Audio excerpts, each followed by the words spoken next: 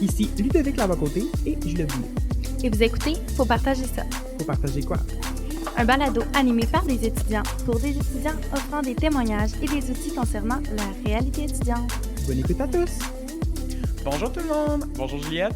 Bonjour, aujourd'hui on reçoit un ami en studio, mais qui est aussi un jeune entrepreneur et un étudiant du cégep de Baie-Comeau. Bonjour Caleb. Bonjour à vous deux, je suis très content d'être ici, merci beaucoup pour l'invitation. Aucun problème. Merci à toi d'être là. On commencerait par te demander de nous dresser un portrait global de qui t'es, tes intérêts, ton nom, ton âge, ton cheminement scolaire. OK, moi dans le fond je m'appelle Caleb Chalard, comme tu l'as déjà dit. J'ai 18 ans, je suis étudiant en comptabilité et gestion, là c'est ma deuxième session à ce moment-ci. Et puis c'est ça, j'ai démarré l'artisan du tranchant il y a à peu près 1 an et demi de cela. Je suis quelqu'un qui est manuel, analytique, minutieux. J'aime ça, comprendre les choses, puis aussi faire un travail qui est... après que j'avais passé dessus, qu'il soit mieux, que je vois qu'il y a eu une amélioration. C'est ça, je suis quelqu'un de social, j'aime beaucoup ça, faire des nouvelles rencontres, et puis travailler dans le domaine de l'entrepreneuriat, je pense que c'est une bonne chose pour moi, parce que c'est un domaine qui est très, très social. D'ailleurs, il y a quelles expériences dans ta vie ou quelle sphère de ta vie, genre passion, qui t'ont donné envie de te lancer en entrepreneuriat? Je dirais que j'ai toujours eu, pas toujours, mais j'ai eu certaines de mes expériences de travail où est-ce que j'ai eu de la difficulté avec le fait d'avoir un employeur, puis un horaire très strict, qui était de faut que je rentre à tel jour, telle date. Puis moi, je suis quelqu'un qui est un peu jet set dans la vie, je fais tout le temps un peu tout, je suis souvent dernière minute dans mes projets, fait que ça me contraignait beaucoup à suivre cet horaire-là. Et puis là, depuis que je me suis parti en entreprise, j'ai plus cette restriction-là. Oui, il faut que je me donne un horaire, mais c'est moi qui décide de mon horaire, c'est moi qui décide de ma planification de temps. Et puis, j'aime aussi pouvoir faire ce que j'aime, parce que, tu sais, dépendamment, oui, il y a des travails étudiants qui sont le fun. Mettons, il y a un bout où est-ce que je travaillais au Hardware, dans la cour à bois, où est-ce que c'était un très bon emploi. Ouais. J'aimais beaucoup ça, une belle équipe, sauf que c'est différent de faire ma passion, qui est, ma passion. Oui, on pourrait dire que c'est une passion aiguiser des couteaux, mais c'est aussi l'environnement autour. Là, puis est-ce que tu penses qu'avoir goûté à ce mode de vie-là, justement, d'entrepreneur, ça fait que tu aurais plus le goût de retourner dans un travail traditionnel, mettons? Ça dépend. C'est sûr que on a une très grosse différence entre les deux, là. Oui. Mais je dirais que peut-être qu'un jour, peut-être après mes études, je retournerai peut-être dans une entreprise, peut-être pour voir un peu comment ça marche, dépendamment de...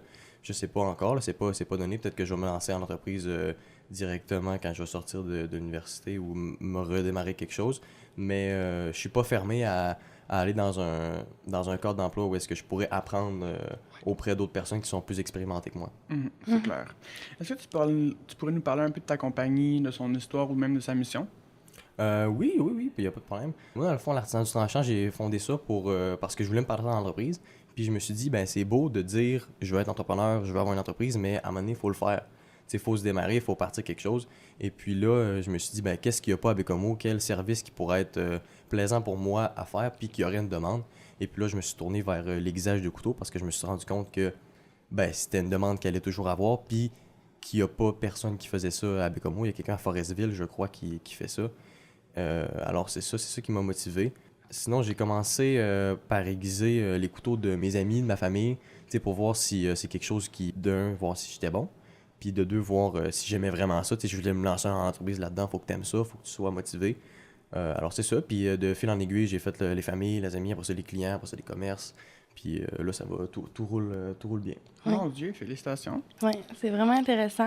Puis là, on rentre dans le vif du sujet de l'entrepreneuriat. C'est quoi les principaux enjeux que tu as rencontrés en tant que jeune entrepreneur?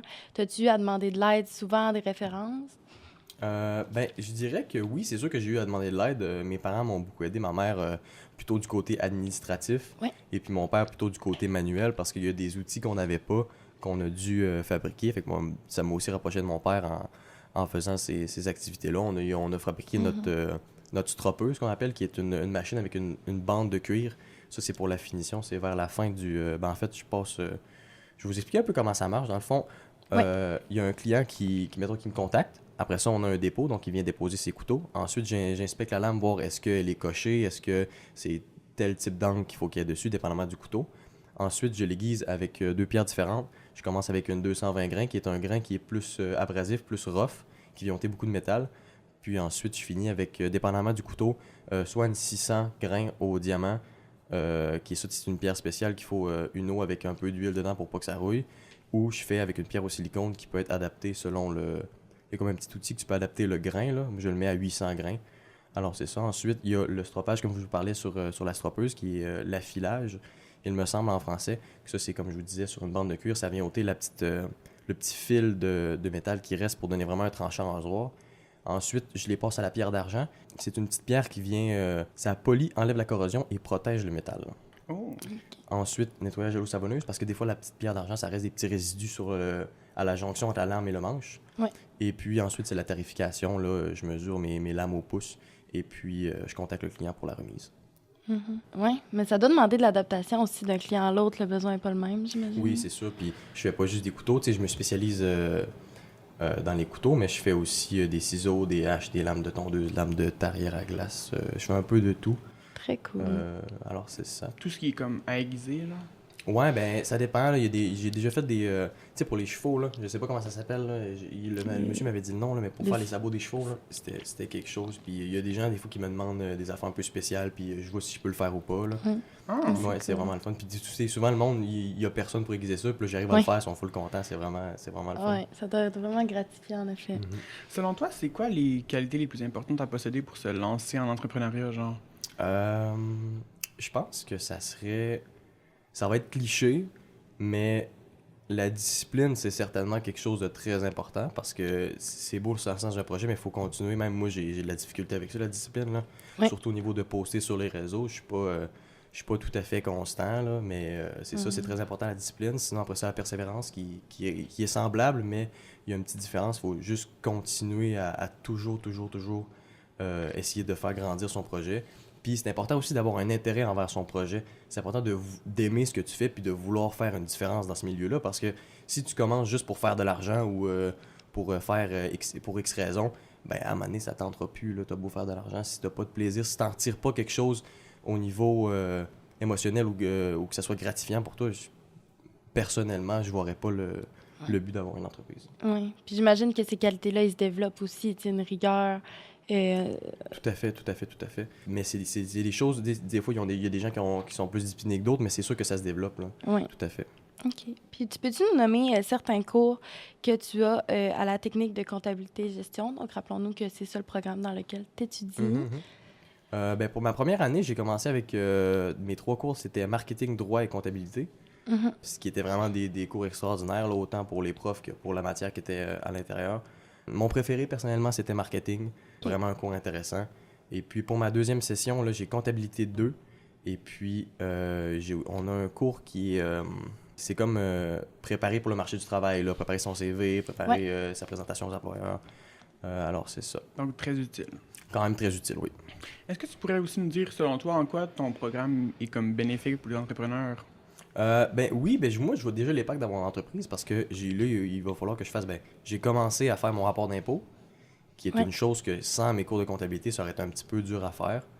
Sinon aussi, au niveau de mes publications, au niveau de mon marketing, j'ai pris des trucs qu'on avait dans nos cours, ça c'est sûr. Et puis au niveau des droits, à date, ça m'a pas servi, mais j'ai un petit bagage qui pourrait me servir éventuellement. Là. Ouais. Ah, c'est cool. Fait qu'on en convient que tu remarques que tes apprentissages académiques se reflètent dans tes compétences de gestion. Fait que ça, c'est très oui, cool. c'est sûr. Tu sais, je comprends mieux mes prix, mes dépenses, mes décisions sont plus éclairées aussi là, grâce à ça. Est-ce que tu trouves ça difficile de concilier l'école, le travail puis le démarrage de l'entreprise tout en même temps? Ah, c'est sûr que c'est difficile. C'est le temps qui manque, la discipline aussi, comme on le disait tantôt. Mais avec, tu sais, on est étudiant, on n'a pas juste l'école, puis le travail, il y a plein d'autres choses. Il y a les amis, les copines, la famille, toutes ces affaires-là. Alors oui, c'est sûr que c'est différent, mais on apprend à chaque jour à essayer de s'améliorer, puis on se trouve des techniques. Comme là, moi, avant, j'étais vraiment pas quelqu'un qui avait un agenda. Là, maintenant, je suis comme forcé à avoir un Google Agenda avec toutes mes affaires de planifier. Là. Fait que oui, c'est sûr que ça se concilie bien ensemble. On peut le faire marcher ensemble, mais c'est sûr que c'est une adaptation qu'il faut travailler sur. Ben, c'est certain. Là. Puis tu recommandes-tu ce parcours-là de travailleur autonome? Si un ami vient vers toi et dit hey, « je veux me lancer », est-ce que c'est quelque chose que tu vas lui donner ton go? T'sais? C'est sûr à 100% que moi, j'encourage n'importe qui à se lancer en entrepreneuriat. C'est un merveilleux parcours. Et puis, on en apprend beaucoup sur soi-même aussi. Oui, par l'entrepreneuriat. Puis on n'a pas besoin non plus d'une grosse mise de fonds de 50 000 pour partir en entrepreneuriat, là. Tu sais, moi, j'ai parti avec pas grand-chose. On avait déjà une petite meule à la maison avec, tu sais, pour aiguiser des couteaux. Ben, la 220 que je vous parlais, ça, c'est ma première pierre que j'ai eue. Puis j'ai commencé avec ça. Puis de fil en aiguille, j'ai acheté des pierres, puis des machines, puis des outils. Puis j'ai envie de dire ride the wave, là, mais je sais pas en français là, comment dire cette expression-là, vraiment. Tu t'adaptes. Puis, tu t'adaptes, exactement. Puis tu te grayes au fur et à mesure. Je comprends. Fait que, mettons, est-ce que tu aurais d'autres conseils que tu donnerais à cet ami-là qui viendrait te demander comme... Ben, c'est sûr qu'au début, il faut que tu comprennes ton marché, il faut que tu saches, mettons, avec Homo, qu'est-ce qui est offert, puis qu'est-ce qui est en manque. Après ça, il faut que tu sais qui mes clients, quelle tranche d'âge je vise, pour après ça adapter ta publicité à ces personnes-là. Et puis aussi, quel problème tu règles. Ça, j'en ai déjà parlé vite fait, mais faut que tu trouves un problème qu'il n'y a pas d'autres personnes qui règlent ou que tu peux le régler à la meilleure façon ou à moins cher. Tu sais, moi, le problème que j'ai trouvé, c'est qu'il y avait personne qui aiguisait, puis les gens avaient besoin de couteaux qui coupaient autant les commerces que les... domicile. Les personnes à domicile, exactement. Puis justement, là, t'abordes Baie-Comeau, fait que ça me vient sur une question. Est-ce que tu penses qu'être en région, c'est contraignant ou ça favorise ton processus là, de démarrage d'entreprise? Hey, c'est une bonne question. Il y a comme deux côtés à cette question-là, parce que oui, c'est plus facile parce qu'il y a beaucoup moins de compétition. Puis tu as un marché où est-ce que les gens se connaissent, la Baie-Comeau, le fils de, la matante de, la femme de. Bouche-oreille. Ouais, c'est ça. C'est sûr que c'est plus facile parce qu'il y a moins de compétition, les gens se connaissent, le monde, c'est moins hostile. Mais en ville, tu sais, il y a plus de monde, il y a plus d'opportunités, mais il y a aussi beaucoup plus de compétition. Ouais, ça, c'est T'aimerais-tu ça? C'est dans tes plans futurs, mettons, d'élargir ton territoire? Je sais pas, avec l'artisan du tranchant, probablement que j'aimerais ça, moi je l'avais déjà dit, j'aimerais ça prendre le monopole de Baie-Comeau. C'est sous moi la référence à Baie-Comeau parce que, mine de rien, tu sais, je peux dire que je suis le seul à Baie-Comeau, mais c'est pas moi qui ai le monopole. Il y a des gens qui font aiguiser ça encore à Forestville ou, il y a des coiffeuses qui envoient il y a beaucoup de coiffeuses qui envoient leurs ciseaux, je pense à Québec ou pour faire aiguiser ça. Moi, en ce moment, je suis pas tout à fait un expert en ciseaux. Il manque peut-être un outil un peu plus de qualité pour ça. Mais ça serait dans mes plans de m'équiper pour ça, Ben, c'est très cool. Puis c'est quels points qui sont essentiels à considérer avant d'entamer ce processus-là? Le processus de se lancer en entreprise? Oui. Ben, je dirais que c'est à quel point on est prêt à s'investir dans ce projet-là. Parce que au début, oui, ça peut sembler à faire un petit 2-3 heures par semaine, mais de plus en plus, on voit que ça prend du temps, puis que plus on veut faire grandir l'entreprise, plus ça va demander du temps, plus ça va demander des connaissances. Fait qu'il faut être prêt à se lancer à 100%. Là. Puis toi, y a-t-il possibilité que... T'as-tu commencé à déléguer, maintenant, ou c'est encore tout j'ai commencé à déléguer... tu sais, des fois, j'appelle un de mes... Quand j'ai vraiment des grosses commandes, mettons 2-3 commerces en une semaine, là, j'appelle des amis. C'est arrivé peut-être 2-3 fois que j'ai appelé des amis pour venir m'aider à nettoyer, mettons, les couteaux, ou venir m'aider à finir des petits jobs. Mais sinon, j'ai pas encore engagé personne. T'sais, mettons, je paye la bière, là, mais c'est pas... je paye pas personne, là. Ils veulent même pas que je les paye. Bon. Fait que c'est ça, mais sinon, des fois, mon père m'aide, comme je le disais, à préparer des outils ou ces choses-là. Et c'est vraiment intéressant, Caleb. On te remercie vraiment d'avoir participé au balado. Faut partager ça. Oui. Ben, merci beaucoup de m'avoir invité, c'était très amusant. Merci aussi d'avoir mis de la lumière sur le programme de comptabilité et gestion. Oui, un super programme. J'aimerais faire un petit shout-out à mon prof GF. Merveilleux prof, vraiment. Si vous l'avez en rentrant en comptabilité et gestion, vous allez adorer le programme. OK. Ah ben c'est très cool. Puis à tous ceux qui veulent se lancer, let's go. Oui, allez-y. Merci beaucoup pour votre écoute. Merci. Au revoir.